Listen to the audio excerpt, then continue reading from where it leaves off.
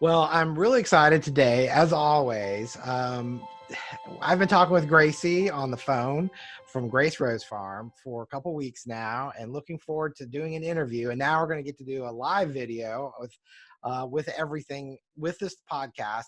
This virus, the coronavirus, has been a major issue and has forced some of us, especially me, who is not as technology savvy, to jump out here, which is really great. So, Gracie, welcome to the Flower Podcast. Thank you. Good to be here. You grow amazing product. I've seen so many images. I've had customers in the past that have used your product, and I've seen it firsthand. It's just really stunning. I know that you've had some transitions with moving and things like that. So I'd love to start with kind of how did you start growing roses? Why did you start growing roses?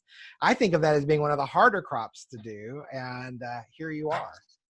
I think of it as one of the easier crops because once you plant it once, you're done. So I admire real flower farmers that are like sowing seed every year and pulling dahlias out and replanting them. I couldn't do that. So roses are easier in terms of like the farming aspect of that. So anyway, I got started in my backyard like so many flower farmers 5 years ago, but we didn't intend to become flower farmers. My husband and I both had careers. He was a working musician in Hollywood, and he worked on film scores, live TV shows. He taught a lot of music. He was very busy with his music career. And I was in digital marketing, and I traveled all over the country and did trade shows and had many, many clients in the healthcare sector. Not the most interesting subject matter, but still creative. Yeah.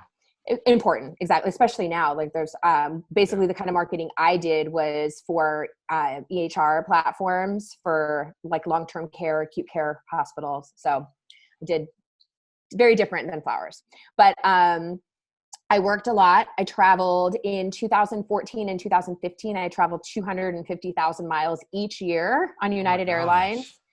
So I was not home very much, but all that traveling afforded us to buy our first home in California, move up from a condo to a home. And we bought our home, and we had an acre almost, it was a little under an acre, and it was highly neglected, very, very neglected. It had a swimming pool in the back, but that was it. And a big grand olive tree that was way overdue for a trim, but that was salvageable, but everything else was pretty bad. And I had always loved roses my whole life. I grew up in Pasadena, California, with this city of the Rose Parade. And my grandmother had roses and my aunts and uncles did. And I decided that I was just going to turn our backyard into a huge English rose garden. And that was it. So are you still traveling during this? I got really burnt out with traveling. And once we bought, really? Yeah, I did. Once we bought our home, I negotiated with my clients to work more remotely. And it was January. So trade show time was down, and I was able to work at home for a few months, basically, because trade show season really picks up in the spring through the summer. So it was winter. And I was working from home, and we bought from a local nursery, Otto and Sons, out in Fillmore, California. They're the largest retail and wholesale nursery of roses in the entire country. Wow. This time of year out there in their field, they have over 100,000 potted roses, and it's pretty spectacular. They're going to start flushing here. They're just starting their spring flush. Like next week is going to really get going. So we're actually going to go out and see them next week, and they're delivering another 1,000+ plants to us too on their trucks next week. So I'm excited about that. Wow. Yeah. They grow for us. I'll talk about that later. But so we planted about 500 rose bushes in our backyard, interspersed with like herbs and lavender and sage and whatnot. And it just happened. Like, I don't know how it happened, but I started posting my pictures of my roses on my personal Instagram. And I had a couple people, I followed a few people like in the wedding world and in design, decor, and had a few people say to me that my roses were beautiful and I should do something with them. And I was like, I don't know what to do with them. And then Ryan and I talked about it, and we kind of thought, let's go to farmers markets for fun and just bring like little hand-tied bouquets. It's almost spring. By then it was like March, and in California that's spring. And let's go to farmers markets and let's like just bring our roses, not really to make money, just to like be part of the community and see we how have that all goes. these beautiful flowers. So right. And people love flowers. Yeah. Right. You just want to share them. Right. And my husband and I, like, we really, over that course of January through March of that year, we planted all the roses. Our marriage and our relationship got stronger because we spent so much time together, and we found something that we never knew before that we both loved. And so when we had a condo previously, and it was a concrete backyard, but I had tons of potted plants, and I always had plants around and seasonal flowers. So I was already a gardener, and I was a gardener in my previous life before that.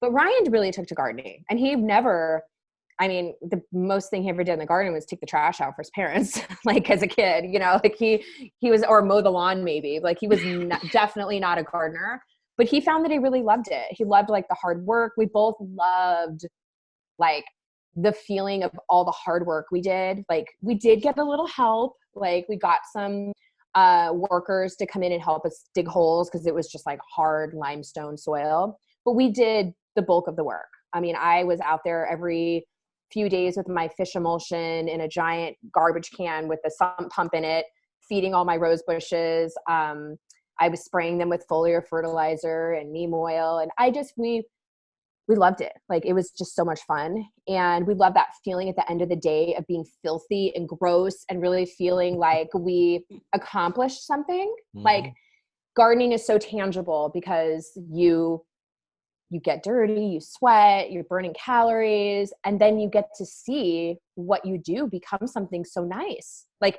not just your backyard become beautiful or your front yard, but you get the flowers. Like the flowers are the gift. So well, and when you step back after doing all that, I mean, you just have this sense of accomplishment plus having the flowers. I mean, it's incredible. Right. Exactly. And it was like, and our backyard was bad before. Everything was dead. In fact, the previous owners told us that the irrigation worked. And then when the inspector came, they couldn't get the irrigation to work, but they said, oh, it's just a wiring thing. Once we moved in, we found out they hadn't run the irrigation. So in California, there's always in-ground irrigation for people that don't know that because it doesn't rain here in our warm season. So everybody, even very modest homes in general, have in-ground irrigation. I know from living on the East Coast that having in-ground irrigation is more of a luxury there because it does rain and people just put out a sprinkler.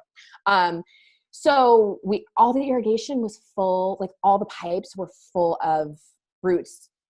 Like nothing had been watered in years. I mean, we broke open these wretched old, PVC pipes under the ground when we started digging, and they were just completely root bound. So we're like, oh, that's why the irrigation doesn't work. But that's kind of thing you don't find out until you move in, right? Right.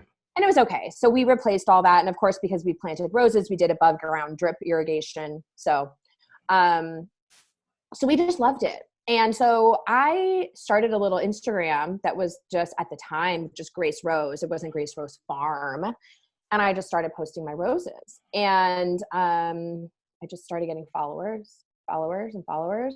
And there were a few florists from Ventura County and Los Angeles that somehow, through the magic of Instagram, before the algorithm changed, came over and started asking if they could buy my roses. And we were like, oh, no. We're not selling our roses. No. And we were giving away buckets of roses to florists. So there were dozens and dozens of florists that just came to our backyard, anywhere that they lived in Ventura County, Santa Barbara, Los Angeles, even further. Like they were free roses. Okay. So they were like driving up from Orange County, and we would give them buckets of roses. And we just said, well, let us know what you think of them. Like I didn't have any perception that they had any value because they were just a fruit of a hobby at that time. Right. And I couldn't, they were mixed bunches. They were like, oh, you want pink? Okay, here's 5 different varieties of pink.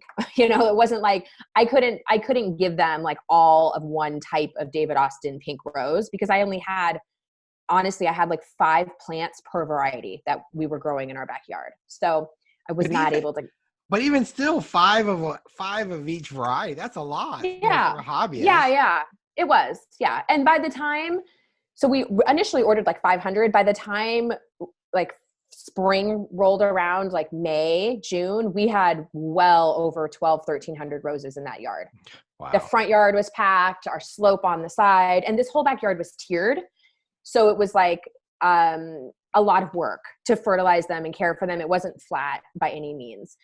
So it was fun. It was really fun. And in that first year, so we planted them in January. By June or July, we were shipping our roses all over the country from our backyard. It was like, and I didn't know what I was doing. I didn't know how to prep them properly. I didn't know, we had a little makeshift cooler that there was a gardening room off the side of the house. There was an addition the previous owners had built, and we put in a cool bot and built a little deal. And I mean, I had no idea what I was doing, but florists liked our roses. So that first year we sold like every rose that we could grow out of our backyard. And we had them all the way through like December of, it was 16. So this was our 5th year in business. That was our first year. And so by the summer, I think I was like, by August, I was like, well, I really don't want to go back to work in healthcare. Ew. Right. Like I was really over that at that point. And granted, we weren't making enough money selling roses to replace my health IT income, but Ryan was still teaching. So Ryan is a jazz trombone player, and he taught dozens of kids out of his music studio at our home. He had at that time like between 30 and 40 private students every single week that came. And then he also did recording gigs, and he was a very busy musician, but he always was home on weekends. So that's when we did a lot of our gardening together. And I had some helpers that came in and helped us with the roses and like cutting them and getting them in boxes and whatnot. And it was interesting because that first year I wasn't a member of Cal Flowers. You and I were talking about this a little bit earlier. And I mean, we were shipping boxes of roses that the shipping was more expensive than the roses were inside of them. Right. And it was crazy to think back, like when I was paying full FedEx rates, and I didn't know what I was doing. I didn't know it was a business. I just was having fun with it. And then it was August or September, and I said, I think this might be a business. By then I was like, this could be a business. And I started following other flower farms, and I started communicating with other growers, roses and other cut flowers. And we went out, and we had literally just bought our house that year. So I wasn't in a position to flip our house right away. And in California, real estate is just way too expensive to be able to buy land. And so we went out and leased 2 acres of land. There was a lot of farmland within 10 minutes of our home in a town called Moore Park, California. And we found a family that had a wedding venue on their 150-acre ranch. They had a thriving wedding venue. I mean, they do, not right now, but in general, they do a lot of weddings. And they had a couple of acres that they had open, and they were, come plant roses. So we leased 2 acres of land from them directly across from their wedding venue in the middle of their ranch. It was beautiful.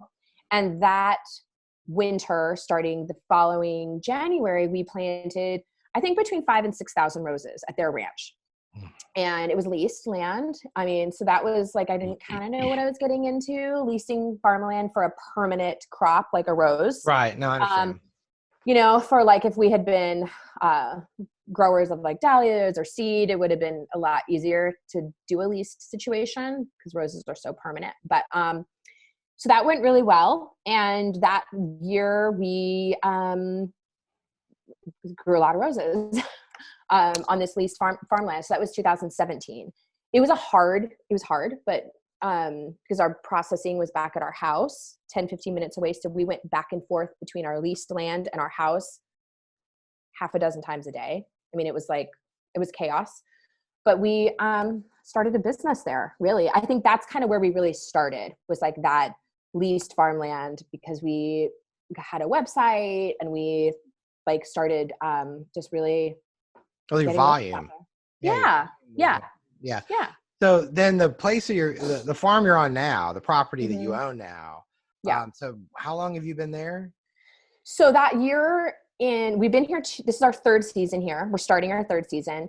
When we were on the leased farmland, we were turning away 90% of the business that we were getting. So that stressed me out because 90% of the florists that were emailing us, we were like, sorry, we don't have roses. Sorry, we don't have roses. Sorry, you're too late. It was very stressful. My husband and I are both people pleasers. And there was no more land on that ranch to plant more roses. And also I had by then really realized, oh my gosh, I don't want to have roses on leased farmland because I have Right. no control over what they're spraying around me, because that was a conventional farm, their ranch, lots of chemicals, um, lots of the rest of the land not be gopher maintained. So the gophers were like Oh, wow. all coming into our roses all the time. We were losing plants constantly, and lots of logistics going back and forth to our cooler at our house. And then also, like I said before, roses are very permanent crop. They're woodies. So imagine like planting 6,000 and then thinking, okay, I'll lease 5 more acres from these people and planting another 20,000, but ultimately someday having to remove all those. No. So we decided that we were just going to buy our own ranch. So that year, we were only on the leased farmland for 1 year. We had a 3-year lease, but we broke our lease. They let us out. They were very nice because they knew our business was thriving and they wanted us to be successful. And then we came in, we bought the property we're on now. And so how many plants do you have now? Including what we're getting next week from Otto & Sons, we'll be pushing 30,000, Wow. pushing around there. And then we're maxed at that. Like we have no more land. We are going to be building we're going to tear our barn down this winter and move our barn and position it differently. And then we'll have about another acre in front of our new barn that we can plant. But besides that, and we can plant about 2,500 roses, sometimes more, depending upon how big the walkways are and whatnot. But we're maxed out where we are. So, Wow. and we still don't meet demand, if that makes sense. So, yeah. Wow. So I wanted to ask, I mean, obviously, I know that this is on the minds of a lot of people Mm-hmm. with the coronavirus situation. Mm-hmm. And everyone is, we're seeing people throw flowers away. We're hearing, these unbelievable, situations. I Sad. Yeah. know, I learned a few days ago at the time when we're recording this, of course, it'll be later, but when we air it, but it was like, I think a 500-acre flower farm basically decided to say no more, Yeah. and it's really painful. So how has this impacted you so far? And then how does the next couple months look for you right now?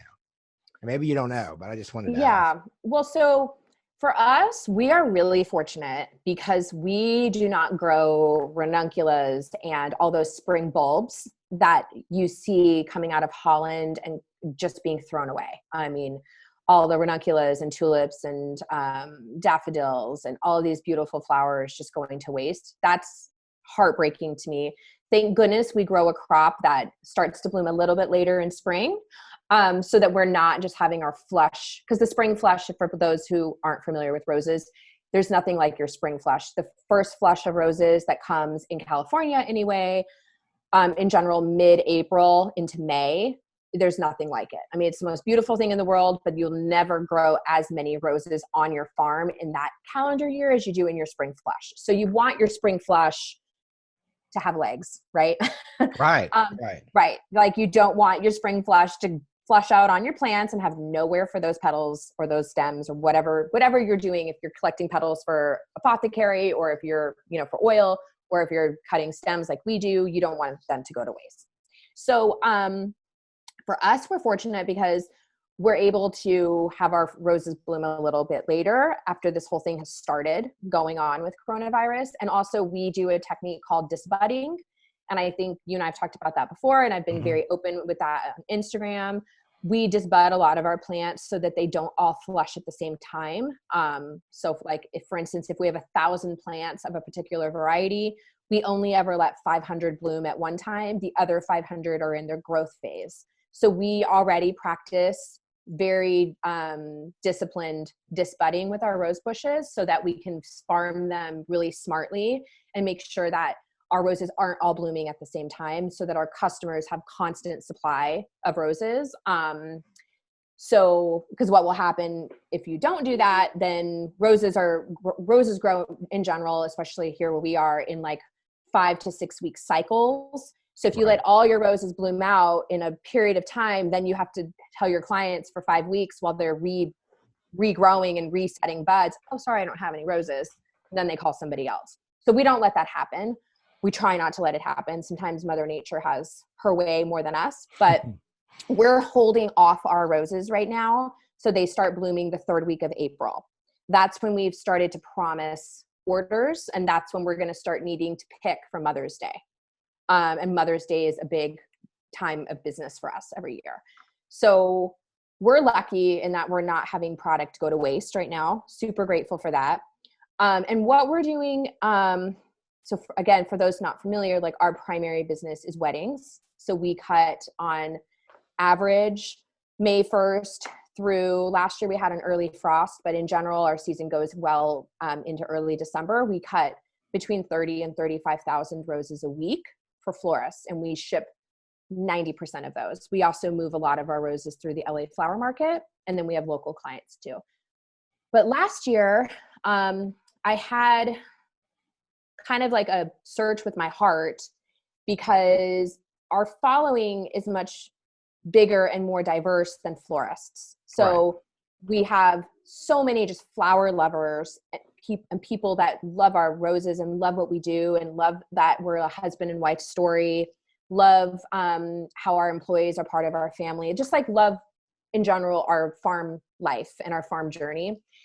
And for 3 years of our business, they would email us and call us and DM us and say, hi, I want to send flowers to my mom. And we would say, sorry, we're wholesale only. Unless you're a florist, you can't buy from us. And then one day in late 2018, I said, what am I doing? I'm so stupid. I'm turning away business. Like, who does that, right? But I mostly did that because I couldn't even fill wholesale demand. Like I was constantly telling florists, sorry, we don't have enough for you, or you need to get your order in sooner. I'm so sorry. But I said, I need to move product, and having one business model is never smart for any business. I come from a business and marketing background. So we started a retail direct to consumer part of our farm.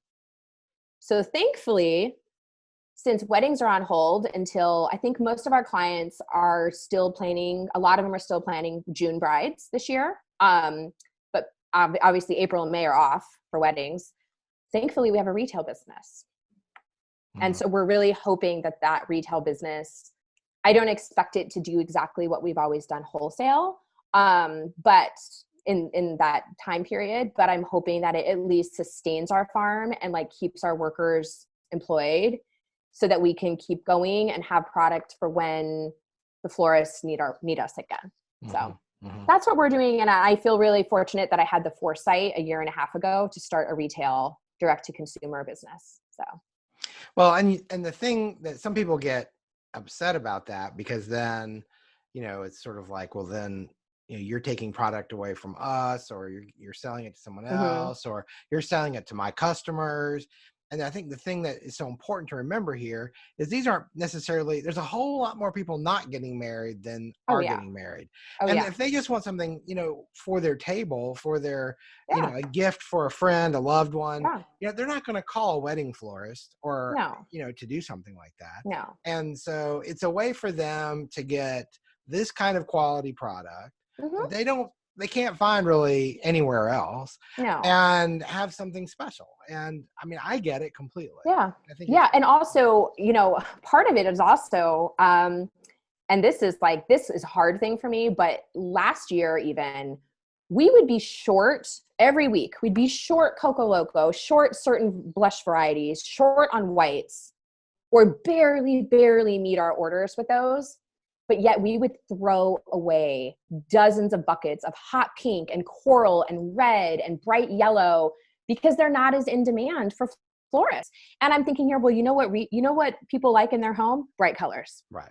people want, I mean, they may not want to put pastels and whites on their dining room table, but they sure as heck want to have vibrant, bright colors. So now I have a market to move all of those brighter colors, and the ones that literally at the end of the week on Fridays last year, Ryan would be issuing like small amounts of refunds to florists for like a bunch here and a bunch there and a bunch there for ones we couldn't fulfill, but we would be throwing away dozens and dozens of buckets of other roses that we didn't sell.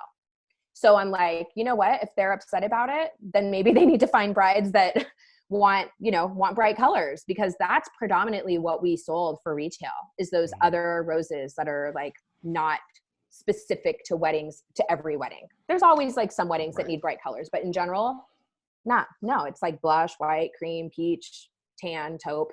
Right, those muddy colors. Well, exactly. And also when you have a website, you can control your offering. Yeah. You know? Oh yeah. It's not like you're taking it away from this set of customers. No. Just offering what you're heavy on at any given week and tweaking it accordingly. So that way you're having the most sell through week to week of, exactly. and in the least amount of loss. So exactly. It makes perfect sense. Yeah. You touched on so many things just now that I think are so important. One of which is just this idea that you thought, why am I turning away business? It's this idea of having, and everyone is really thinking about this right now, but the idea of having multiple revenue streams and why that is important.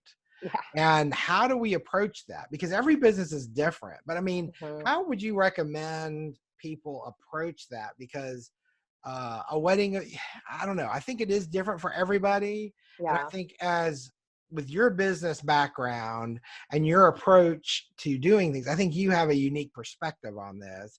That is not just, I don't know. I was writing myself some notes last night, and I thought to myself, how many times does somebody, I'm guilty of this as well. You have this really great idea and you're just really passionate about it, and you jump into it, and you may or may not realize, okay, well, that in itself is a great idea, but by itself, it's not enough. And so then you're like, okay, so how do I do this? Or how do I make this business profitable, Right. Yeah. And I just think if you've got, I don't know how, and I guess I just really wanted to hear your insight on that. I mean, it's horribly scary to me to think of having one revenue stream. And we always pretty much just had, 90 something % of our revenue was direct to florists.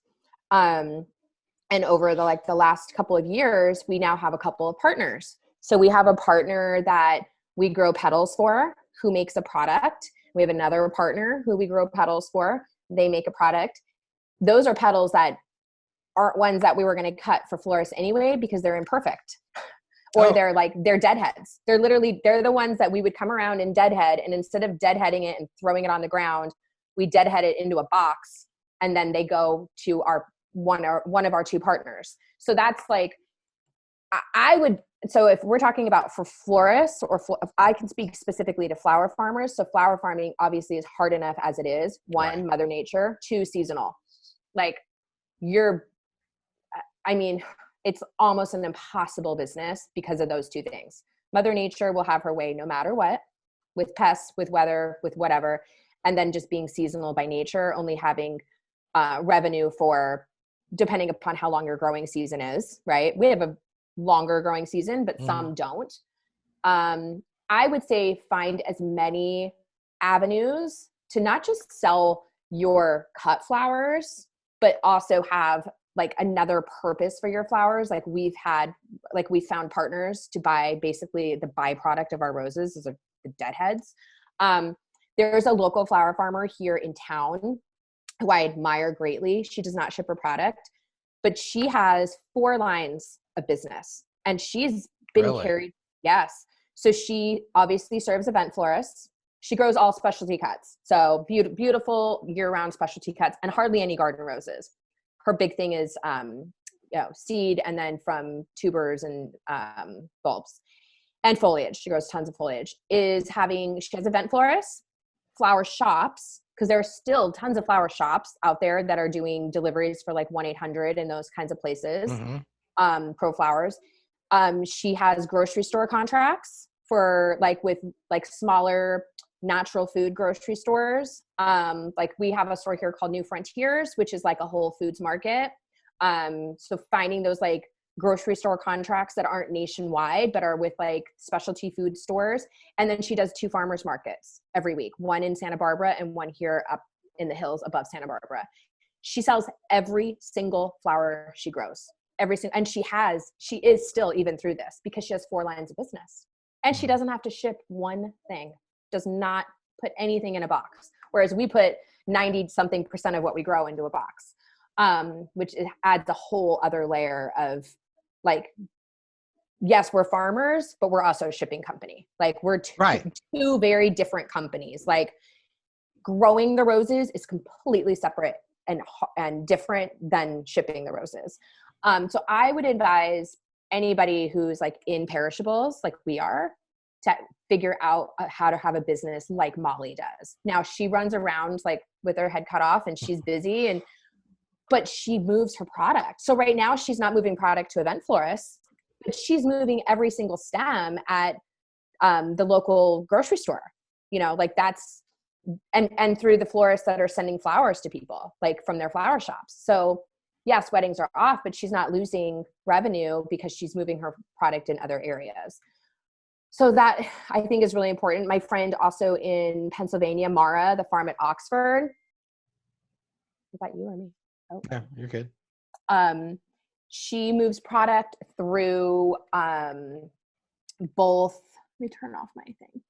She moves product both through cut flowers, but she also she grows some cut flowers. She sources cut flowers from Amish farmers who are like, best farmers ever. She's in Lancaster County area. So she sources and obviously is like supporting that community of the Amish farmers. She has a storefront in it's a type of a place that there's all artisans and makers. So she has a ton of potted plants. So she sources beautiful vessels for not only cut flowers, but for plants. And she has a plant business. And in general, people that want cut flowers in their home also like having plants too. Right. So she's diversified and she has business all year. Like she does wreaths in the winter and brings them to her shop and has local pickup. So she's really been, and she also comes from a health IT background like I do, which is interesting. We worked for competitors at the same time and then both decided to become flower farmers at the same time. That's really crazy. Weird. But she's a really smart businesswoman. Like she has a lot of lines of business and she's always moving product, whether it's her own product. She does bulb boxes. So she'll buy enough bulbs for her fields, but then she'll also do bulb boxes and get these bulbs out to people who would not be able to ever buy these specialty bulbs. Right. But she sells those too. So. Well, I know. And here locally outside of Atlanta, up near Athens, Three Porch Farm often does like a spring plant sale. I saw it. So, and it's, really sad because it was supposed to happen last weekend and they're trying to put it off as long as they can, but plants just keep growing, unfortunately. Yeah. But at the same time though, that normally, this is an unusual situation. Normally that, is one thing they do, or they do wreaths at Christmas time if they're, to, kind of extend their season. And especially I've noticed a lot of, designers doing workshops or doing design classes or trying to find, ways to work on their portfolios and things. And so there are a lot of things to do. And I think you just have to sit back and sometimes look at your skill set. What do you bring? What do you offer? But I think now more than ever, as a grower of flowers, there are a lot of options out there. You just have to kind of get your head up a little bit, look around, and then go knock on some doors, and you might be surprised what you find. And so, I'm really glad to have that conversation, because I think it is important. And I think it's important for every business. I don't think it's just important for farmers, but especially for farmers, because there's so many unknowns, so many things you're juggling, and you just really need to, make sure you're protecting yourself and keeping your revenue going. Definitely. And for us too, the other revenue stream that we've had and I didn't mention this, is we offered like a nursery collection a year and a half ago. So we like plants, basically, not Oh, basically, but right. plants. Right, Yeah. right. So my friend and I have an extensive collection of like rare, highly coveted antique and rare roses. And they're being raised here at my ranch. And we did a collection. We had about 5,000 plants for sale of babies that we propagated from the big guys. And so we're doing that now. We didn't sell any last year, but we sold out the year before. So like the people that when I post on Instagram and they love seeing what I have, for them to be able to buy that plant, maybe they don't want to buy the cut flowers. Not everybody wants to buy cut flowers. There's a whole group of people who are gardeners themselves and are like, well, I don't want to buy the cut flowers. They're expensive, right? Like, or they just don't see the value in like my cut flowers, but they would love to buy my plants. So we did a plant sale online and we shipped plants. I think we sold like 5,000 to 6,000 of them. And then we're re-upping those now. And we're going to have an ongoing like plant offering every fall. And they'll ship like, depending upon your zone, in the spring from January through May of next year. And we'll probably have around 50,000. So that's going to be like our next, we're raising them up. I mean, but it takes, That again, takes like, time. oh yeah. So if you're a flower farmer and you want to buy seeds or you want to buy bulbs from like, what are the names of like the big bulb companies? Glockner. Yeah. Yeah. I mean, The consumers can't necessarily buy from them of all these rare and beautiful bulbs. So I think it's great if flower farmers can buy in bulk from the distributors, or get these like rare dahlias or raise them up themselves like Julio does from the Flower Hat. Like he raises up, he'll start with one tuber and it becomes thousands over the course of a few years, but it is expensive. Just like with these roses. I mean, I've been raising these roses now for 3 years. So, and I've only sold them for 1 year. I took a year off to let the plants grow and mature so that they would provide more the following year. So it's definitely a big investment if you want to get into offering plants or bare roots or bulbs or anything like that. But I think especially now, like I've seen, and I don't know if this is going to change, but so many people are wanting to garden more because they're stuck at home, and hopefully like this domestication that we're seeing in people lasts. Like more people are baking, more people are cooking, people are taking a little bit better care of their home. There are people who have never planted a rose in their life that DM us and say, you know, like I'm home now and I want to garden. Do you have any advice on roses? And I've never gardened. So I look at it as like a good opportunity for flower farmers to figure out a way to offer specialty bulbs or seeds or plant or roses like we are. So that's another line of our business we're doing. So and that's I mean, there is some overlap between cut flower buyers and plant buyers. Sure. Oh yeah. Plants. Yeah. But the whole industry as a whole that buys those kind of rose bushes and shrubs, that is a huge market. And it's a natural, again, another line of income that it takes more time and it takes a lot more work than, you know, maybe planting a seed or planting a bulb, but it's a totally different group of people you can reach that you would never be able to reach otherwise. And so, I mean, I think that's a great idea. I also think one thing that I've seen just in our conversation, as you talk about transitioning from the backyard garden to the lease property to now where you are, is this idea of scaling and how you approach that. Because I know we were talking the other day, we were talking last week, and I had asked you the question, do you grow anything else besides roses? And then we had a really great conversation about that. And it's like, number one, you know, different revenue streams. Number two, what do you choose to grow with what little land you have? Or, you know, which I don't think of 10 acres as being a little, but with rose bushes, you can fill that up really quick, obviously.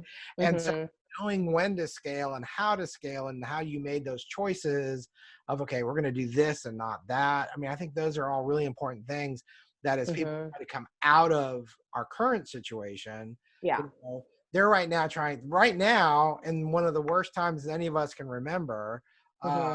They're having to make choices of what to plant for July and August, or June, July, August. Yeah. And so I don't know. I think it's all connected in a way. Oh, it definitely is. So I think scaling, I think that now I can speak specifically for roses, but I think scaling and being able to be a continuous, reliable supplier is key to being a successful flower farmer, if that makes sense. Being consistent and having product. Yes. So now, obviously, if you're getting away from roses and you're a specialty cut flower grower like my girlfriend Molly is, she can't grow ranunculus all year long, and nor would anybody want ranunculus all year long. So she obviously has staggered crops, and her fall crop is her dahlias. That's her big crop. And in the spring, it's her other bulbs. And she grows tons of cut flowers from seed during the summer as well. So and florists understand obviously like what is seasonal and what is not. Right. But has a steady supply, and she has her clients come back to her week after week after week for their weddings every week because she's a reliable supplier. So we've taken that same model for roses.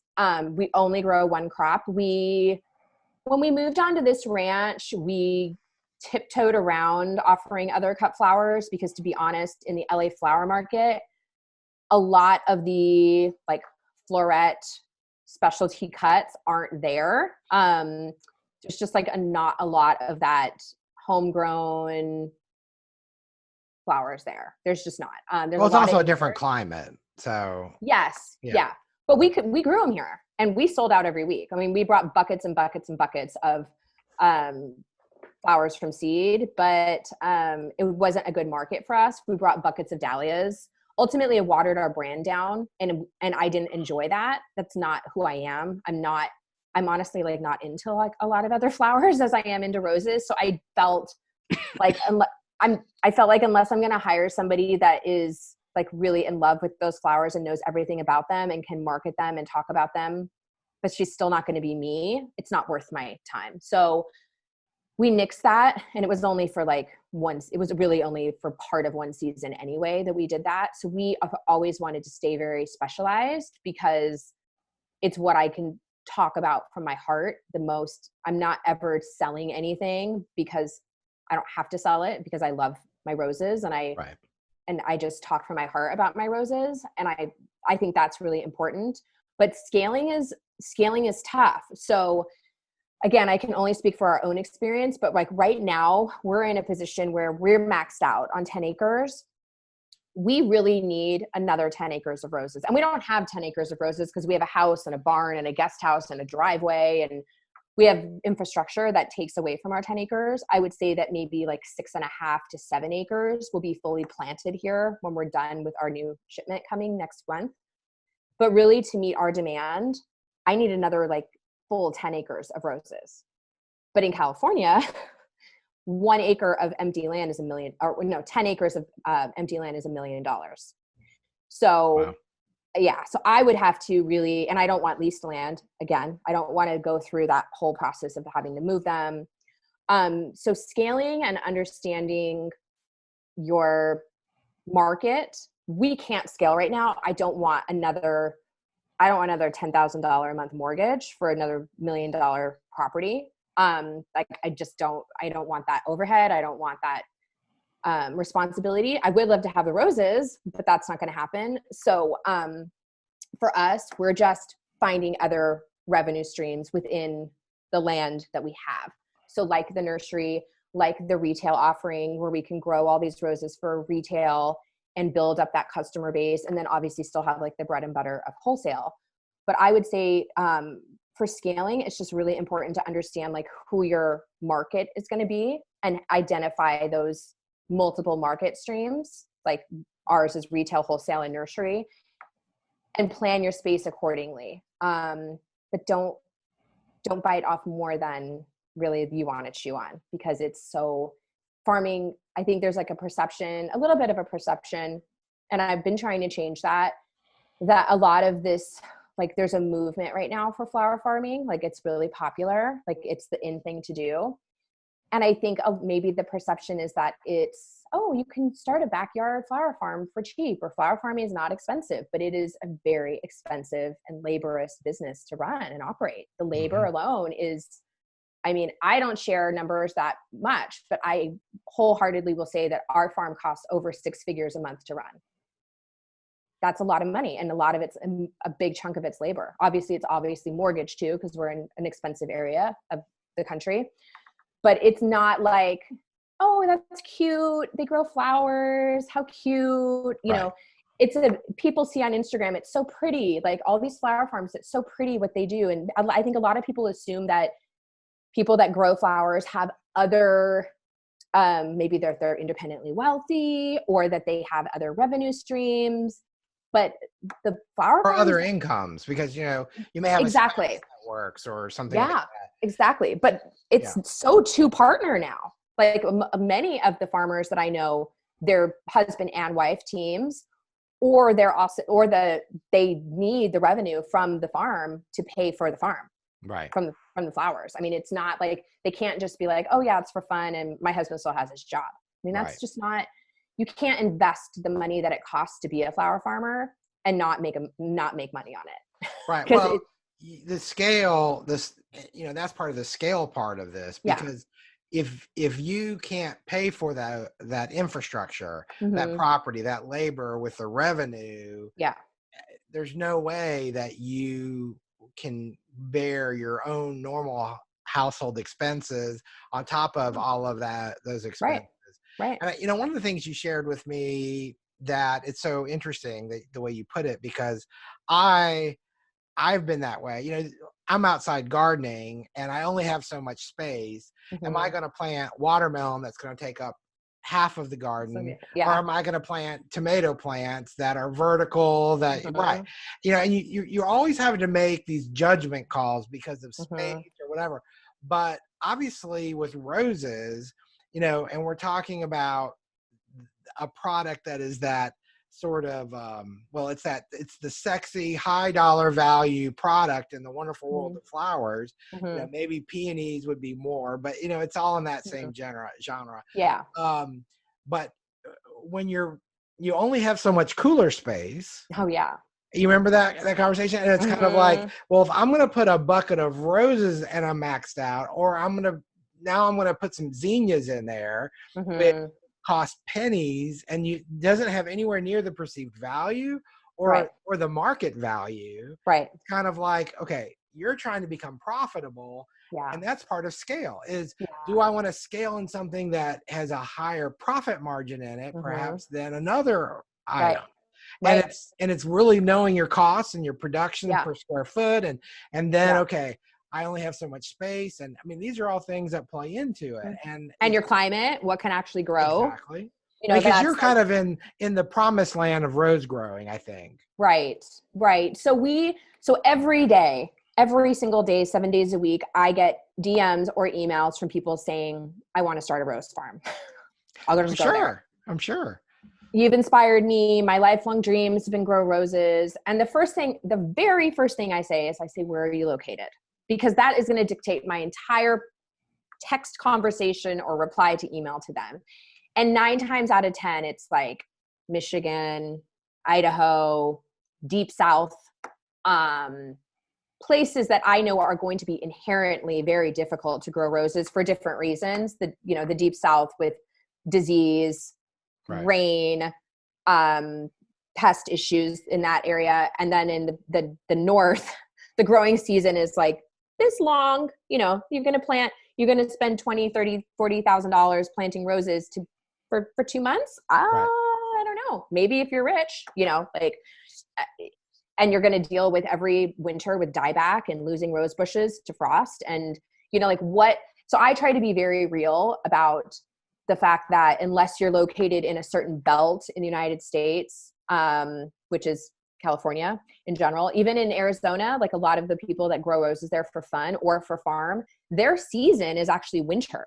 Like their roses are the nicest in the winter, and in the summer, their roses don't do anything because it's too hot. They just go to sleep and they just like kind of stop producing because it's 100+ degrees all summer. But in the winter, they have beautiful roses.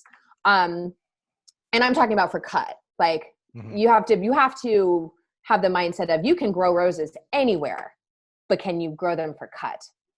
That's profitably. profitably. Yeah. Right. Can you grow enough of them, and can you grow them perfectly and as organically as possible, like minimal use of chemicals for profit everywhere? No, like that's the thing. So when it comes to, I encouraged a woman recently who wants to start a rose farm in Michigan. And I was like, oh my goodness, this is, it's so hard, because I want to, I'm glad that we inspire people, and I'm glad that people believe in, wanting to become flower farmers and believe in that what we're doing is something that's good. But I would never want to lead somebody down the path of, oh yeah, you can do what we do in Michigan. You can't.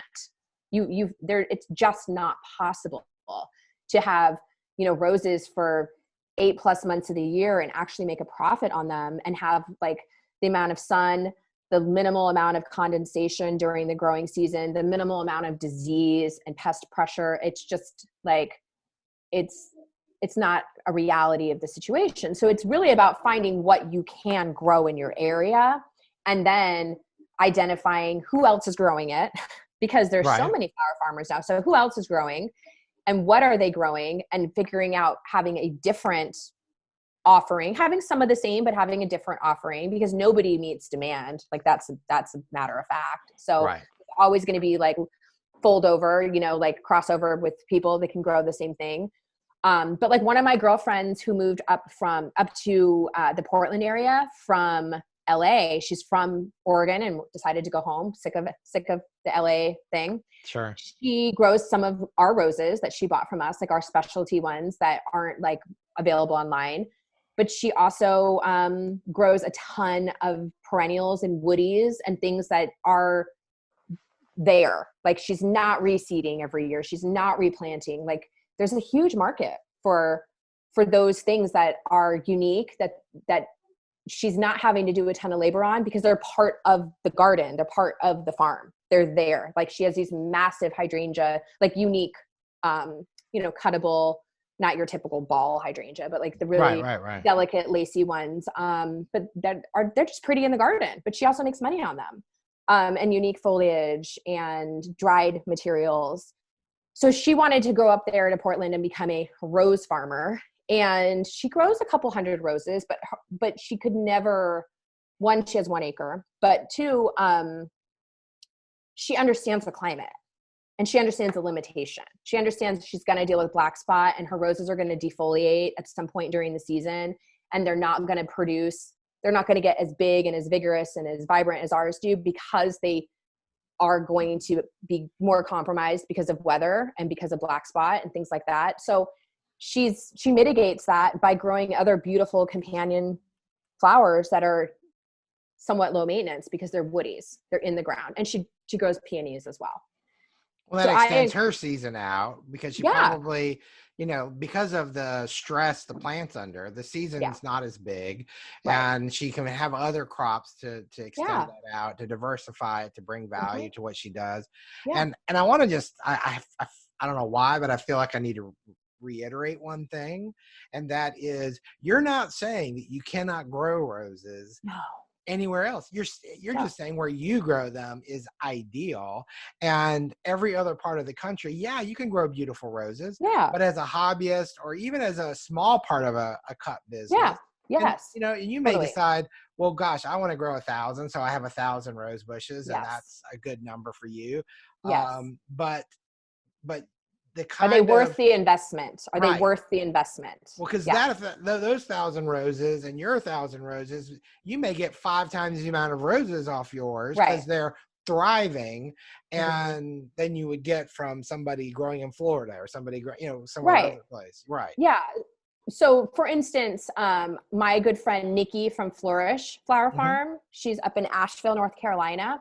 She's got great contracts with Mayesh. She has a thriving flower farm, beautiful, beautiful cut flowers. And she's such a talented grower, very deeply committed to growing organically and naturally. And I've given her a lot of rose bushes, and she's actually doubling her rose bushes this year. So I don't know what that is, but it's hundreds. She's got a couple hundred, but she buys, and she also does arrangements as well. So she does wedding work, but she's primarily a grower. I send her cut roses. So she doesn't want to invest. She knows what the investment would be because she's already an established flower farmer. Right. She knows that if she wanted to have steady supply of garden roses, what she would have to plant, because it would be a whole lot more plants than I have to plant to give her the same yield. Sure. So it's better for her bottom line, because that's labor, it's space on her property, it's spraying and disease maintenance and things like that. She would rather plant some, yes, so she has some, but she brings in from me to subsidize, because she just knows that for the investment, it may not be worth it for what she can just buy them wholesale from me, if that makes sense. But she still grows roses, but it's not her bread and butter by any means at all. And she loves them, and they're beautiful. Right. Well, and it gives her a novelty, or gives her an edge perhaps in her, Yeah, absolutely. Yeah, that's exactly it. And I don't look at it like, oh, that's weird, or it's a dollars and cents thing. It's like, if she's going to invest $20K into having the rose bushes that she would need in a particular season to fulfill all of her own orders and bridal and whatnot, well, she's not going to spend $20K with me. There's my dog. She's not going to spend $20K with me for me to fly in the same amount of product. And she doesn't have to worry about raising the roses and, losing space for other profitable crops. Like, she has a beautiful peony field, dahlia field, all other kinds of stuff. So, well, then that's one example. And for her, the other side is, she may have a good business where she's moving those stems, but inevitably, like you talked about at the very beginning, there's this flush. And do you have the business at the time of the flush, but by being diversified in her situation, she can zig and zag accordingly. So exactly. No, it makes really good sense. And I just feel like, I don't know, sometimes people hear just pieces of things, and then and I'm like, okay, well, I just want to make sure that everyone was on the same page here, because I know that people grow roses. I tried growing roses, and I finally decided, I didn't grow very many, just a handful.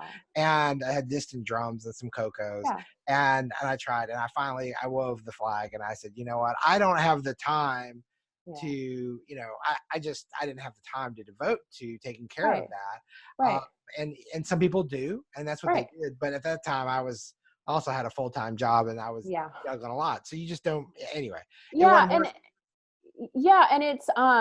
it's interesting because, again, like every day, just like, hey, I want to start a rose farm, I get, are you going to do workshops? I want to take a workshop, like either online, I want to come to your farm. And I talked to you about this on the phone. Like, I struggle immensely with, I don't want to charge people for like an online class, like for growing roses, because I truly don't feel that it's just roses.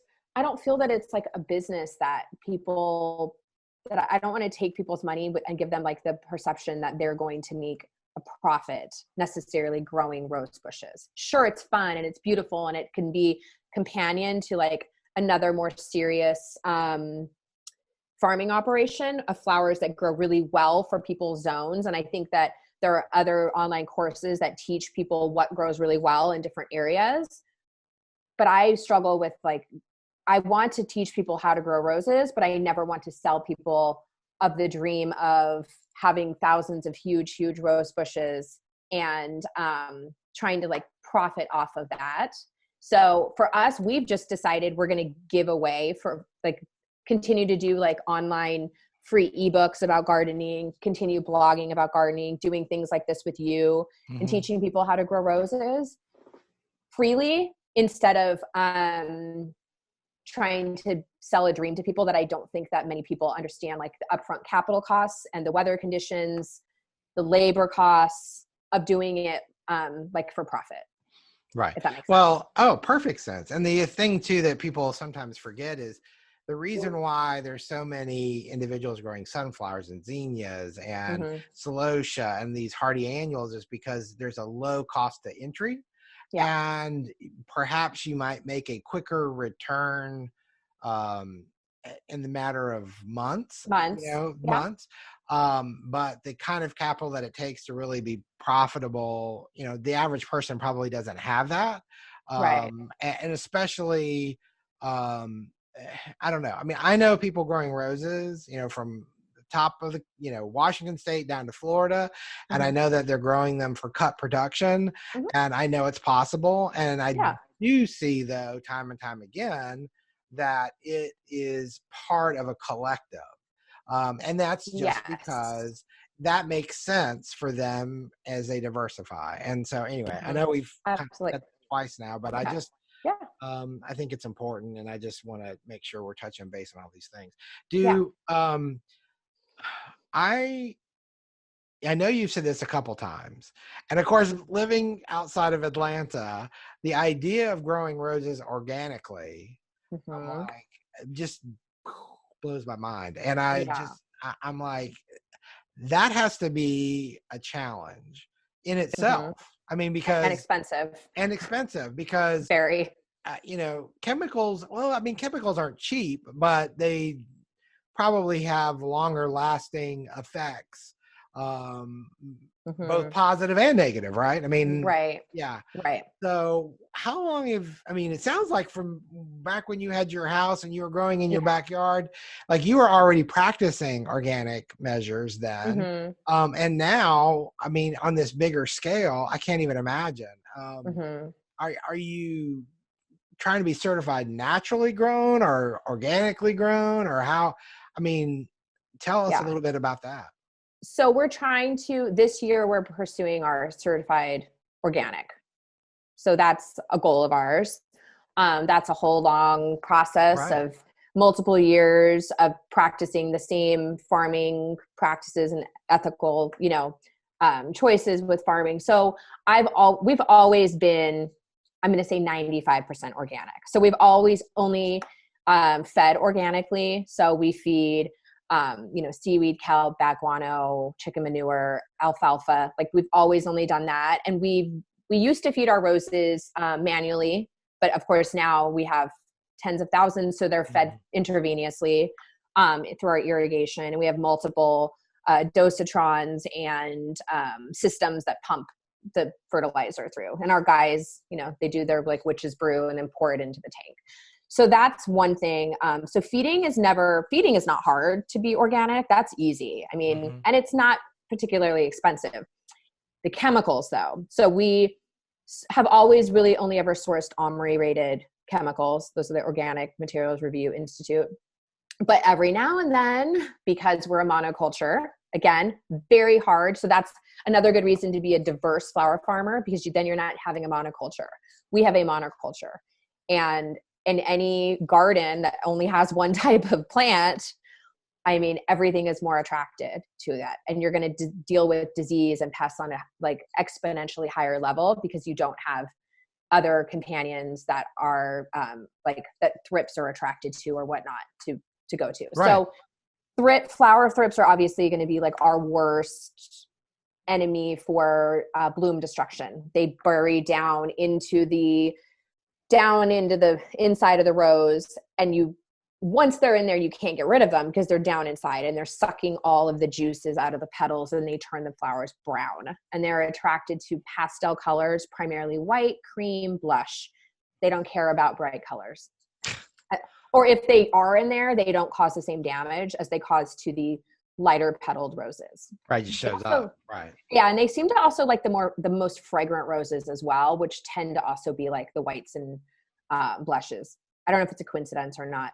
Not a scientist, but I know which roses they like here, and we're very active. So we have a spray regime, and I haven't ever published it. And I think I should. I think that's one thing that I really do want to publish is like our spray rotation. So we have a mix of, and they are chemicals still, but they are organic approved chemicals. So they're the same type of chemicals that organic produce farmers can use. They're approved for human consumption, and many of them can be sprayed on the plants even up to 24 hours before harvest and still be edible. Of course, we don't eat our rose petals. Doesn't matter. Maybe some Right. people do, but so we have a spray regime that we've developed over practice, and it's a different tank mixtures. We have a giant like 50-gallon tank with 2 rigs on it, and the guys go to town. But it's to spray organically a field our size versus with conventional pesticides, it's about 50 times higher in cost. The 50 chemicals are, times? oh, it's so much more expensive because you Oh, have to spray wow. more often. So Oh, right. we spray every week, and then like a 2.5 gallon container of let's say like spinosad, like the ag grade of that is $550, almost $600, versus like a bag of orthene or something similar to like an orthene product, which is not an organic, is a fraction of that cost. I mean,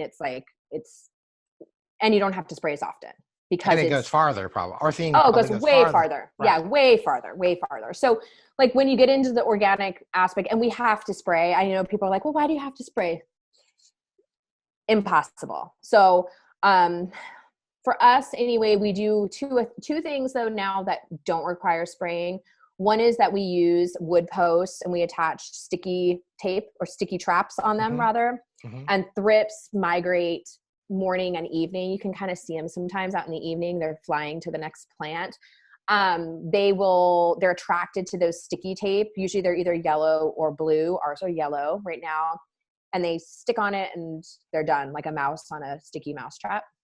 So we do that, and we're in the process before our roses start to bloom to get those stakes all throughout our farm. They're about 4-foot high stakes, and that's the perfect height, especially in spring when the plants are a little more small and compact than they are. Our plants are like 2 to 3 times taller in the fall than they are in the spring. That's a perfect height for the thrips to get trapped. And then also we laid weed barrier this year. We spent the last 12 months laying weed barrier. And I know like most farmers that do other cut flowers use landscape fabric. It's pretty standard in like for other cuts. They have the little Mm-hmm. holes, Mm-hmm. but not in rose farming. It's just like not, I don't know. Oh, there's not that many of us, but it's usually just weed, you know, but we were spending like close to $200,000 just on weed maintenance. And that's not sustainable. Obviously the weeds grow so fast because our growing season is so long. And where I'm going with this is weeds are a harbor for disease and pests. So if you have weeds around your roses, including grass, so people are like, oh, I'm just going to keep grass growing up around my roses. If you have grass, any type of vegetation around roses invites not only disease. So disease is like rust, mildew, black spot, but pests, because pests, you know, they not only breed in it during the growing season, they overwinter in that stuff. And it's when they overwinter is when they fall asleep in the winter, overwintering, and then they come back with a vengeance in the spring. So we're moving. So I had a revelation last year because I'm like, well, we're doing all this organic spraying. We're spending all this money on labor and our spray rig and all these chemicals that are organic and bee safe and, you know, beneficial safe. And we're doing all this, but we're still having thrips issues. Like we were still going out and I was looking into white roses and there were dozens of thrips crawling around and scurrying in my white roses. And I would literally leave my field in tears because we're spending thousands of dollars a week on spraying. I mean, it's thousands, but between labor and chemicals and just all of the time that it takes away from other things that people could be doing on the farm. It takes 3 guys, and they make X amount per day. So add it up, it's a lot of money. And I was heartbroken. I'm like, why is this happening? We're doing everything right. We're like on time. And I realized like it was our weeds. It was literally our weeds. Like we would send guys around. So last year, for instance, we had between 5 and 8 guys on payroll. All they did was weed. So they would weed an acre with their, like the little hose that they have, and they'd hand pull. Then they move on to another acre. By the time they were done with that acre, the other acre had weeds again, because we're watering and fertilizing nonstop. We have a long, warm, hot, dry growing season. So it's like perfect conditions for the perfect. So we were just chasing our tails on a hamster wheel and spending hundreds of thousands of dollars on weeding. So since we've been at our ranch, our new ranch, so we just had our 2-year anniversary here, we spent over $200,000 on weeding labor. And I'm like, like that's, and I don't say that to be like, oh, well, we can spend that. We can't spend it because that's like coming out of our bottom line on our profit. makes our profit almost nothing. And I would walk out to our field and be like, we have 7 guys on payroll and all they do is weed. And I would break down in tears and be like, there's weeds everywhere. Like, there's weeds everywhere. And all they do is weed, because we couldn't keep up with it. I mean, they're that fast. It's like, and also, and I think a lot of flower farmers would agree with this, especially if they're in a rural area like we are. I'm looking at our neighbor's ranch. They don't do anything about weeds because they're a horse farm. They don't care. And my other neighbor's ranch over there, she doesn't live there. It's a part-time seasonal home for her. She doesn't do anything about weeds. And across the street from us is another horse ranch. They don't do anything for weed control. So guess where all their seed blows? Here. Just like all their gophers. Like, we maintain gophers every week. Like, Juan walks around and sets traps, and we maintain our gophers. But the gophers come in from all directions because nobody else is maintaining. They don't have a cut flower production farm. So why would they? They don't care. I mean, no, exactly. I don't blame them for that. I mean, that's just the way it is. So I finally said, you know what? I'm going to have the ugly black landscape fabric, because that's the only way to be an organic farmer. So last summer, I have a Sinclair and Moore garden. We can talk about this more, but like, Steve is the type of florist who always needs white roses, and he always has trouble getting his white roses every week. It's like, are they coming in from overseas? Are they coming locally? I don't know. And so I said to Steve finally a year and a half ago, I was like, I'm just going to plant like 4,000 roses for you, and I'll always have white roses for you. Will you buy them? Yes, I will. Okay. So we had a deal. So I laid, and white roses are the most thrips prone. The thrips love the white roses. So we laid landscape fabric in our white roses in our Sinclair and Moore garden. And by the way, we cut for other florists from this garden. He was just the inspiration. He was the motivator for me to invest in all these plants, because I knew that if I planted them, I would be able to sell him the roses because he needs them. So, but we don't exclusively cut from them for him. So in any case, we laid this fabric, and literally in a week, there were no thrips. There were no. Really? Yeah. Like, yes, we were still doing our spray regime. We were still doing everything else. We were changing our sticky traps. We were, being clean and keeping our roses clean, keeping them free of dust. Like, clean plants are healthy plants. I think anybody that's a gardener knows that. So like, giving your plants an overhead cleaning, especially midsummer, they just get dusty from being outside. We would too. Like, my thrips, everything went down. Like, obviously the weeds went away because there was now landscape fabric, but everything and the plants grew more than they had ever grown because they were not competing with weeds. There was no competition for fertilizer. So I'm also spending all this money on organic fish emulsion and all this, costs thousands of dollars a month to fertilize our roses. And I was like, oh my gosh, I can't believe I didn't do this like 3 years ago. Like, all the money we've wasted on labor, not that it wasn't good to give those guys jobs, but even just like all the lost fertilizer. Because weeds will win over roses and over peonies and anything else. They are just more vigorous. So we were losing fertilizer. We were losing everything to these darn weeds. The minute I covered the ground, my roses grew more than ever. The blooms were bigger than ever. And my thrips went way, way down. We still were spraying, but like, I was having issues where it was like, okay, Ryan, like, this was at one point, like a year ago, it was so bad that I said, we just need to come out and do one round of Avid. Avid is like, not a good pest, big time. But we had already sprayed like 3 rounds of organics, and like, this was in the spring, and the thrips pressure was so strong. And I was worried about losing all of our blooms and having to take everything off. So we did 1 round of Avid, and it killed everything. Like, it killed all the thrips. But I was like, we can't do that continuously. So we've never had to go back to that. Like, once we laid fabric, once we got the sticky traps, our plants were more vigorous than ever because they were getting all the fertilizer that we were feeding them and all the water we were giving them. And then also, there was no competition with weeds for harboring disease or pests. My disease-prone roses, which one of them is one of the ones that Steve loves so much, and I wouldn't grow that rose if he didn't love it so much because it's a pain in the butt. That one even it's very rust prone, and it didn't get any rust in the fall whatsoever. In the fall, spring and fall here in California are when we're most disease prone. So when it's like cooler temperatures, moister air, we can still get a little rain in the spring. And then the fall, you get just like those cooler temperatures. That's when you deal more with disease. And that particular variety had no rust all fall. And the previous year, it was a rust bucket the entire year. Yeah. As well, the weeds were underneath it. I feel like too, and when you're a home gardener or you're, growing for whatever purpose, people don't realize, you get a few diseased leaves that fall down into those weeds and you don't see them because you just see the other stuff, but that just is reseeding, the disease and all that other problem, much less the fertilizer, much less the insects. And it just spreads. Yeah.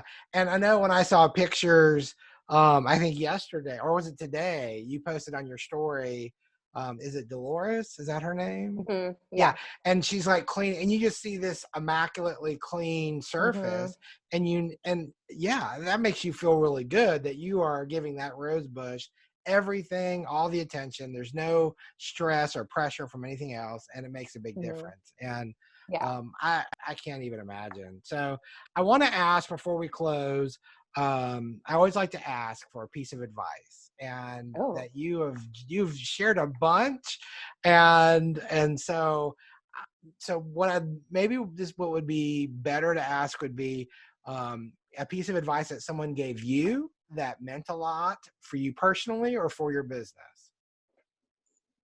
Oh my gosh. Well, a piece of advice that I can pass along.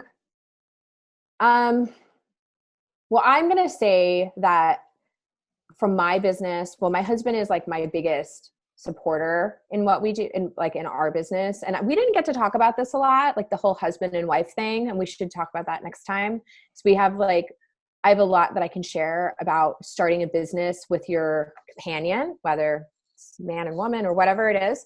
And dividing and conquering and having different skill sets. Because Ryan and I don't share any of the same skill sets, yet both of us are vitally important to our business. So Ryan is always very encouraging because I'm the one that takes everything to heart, and I get easily rattled with either complaints or field conditions, things like that. He's always here. But I think the other person or the other thing that I'm always encouraged by is just all the florists who love us. And it's like a general pool of it's hundreds of people. But I get emails and texts and DMs and phone calls every day from people that check in on us, not just with this COVID thing, but just in general, that love what we're doing and are you have no idea, my bride cried when she got to smell your roses, or I got to surprise my bride with your roses. She wasn't expecting them and I got to surprise her. All of those things, even though we hear it every day or all the time, every single time we do, it keeps us going and motivated to keep doing this, because what we do is so hard. It's physically demanding, it's financially demanding, it's stressful because we have 15 plus employees during our season and they have all their children, and all of that is a lot. I mean, I know it's still very small business, but just the inherent nature of farming itself is so hard and stressful. And then the shipping, we didn't talk a lot about that, but next time we can. Just all the encouragement we get from our clients that really love what we're doing and love following our journey.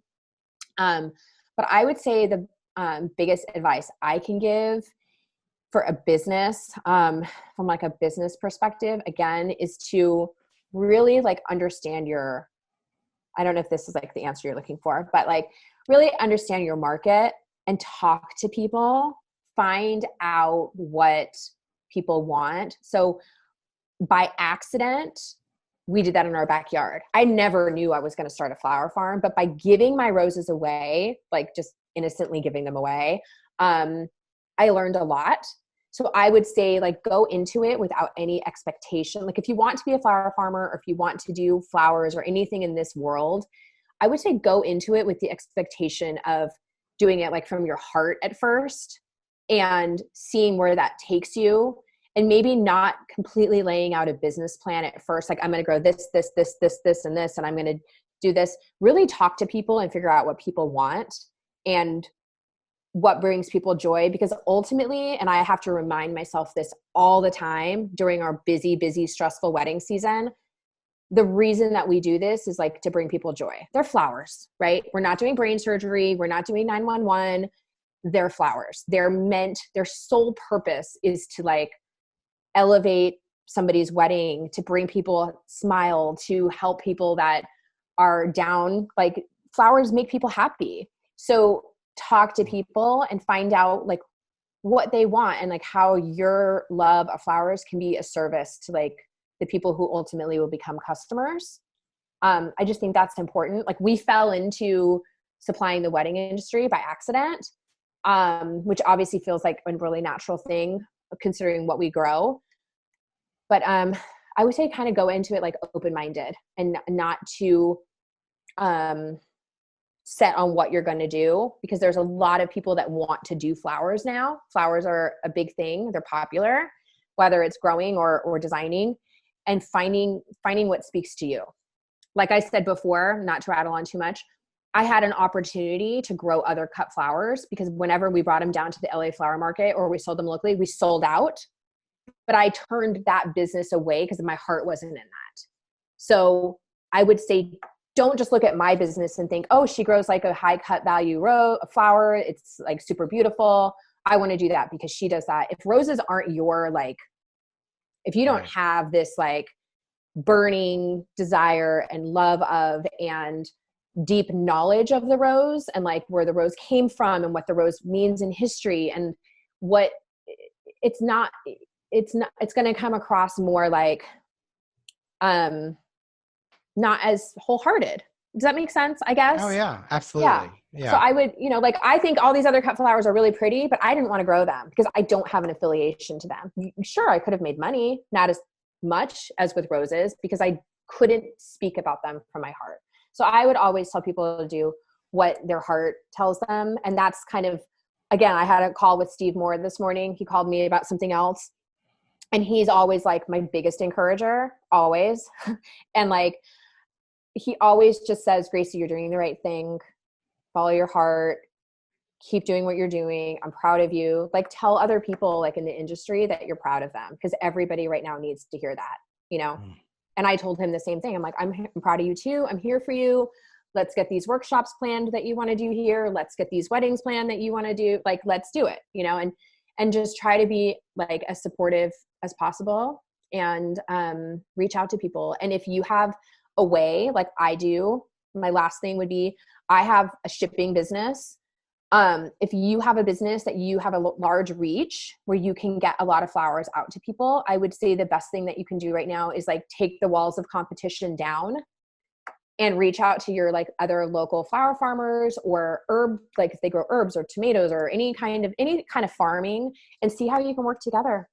Because I think there's a lot of opportunity right now, and people in general in the United States want to support domestic businesses. They want to support American farmers and take the walls down.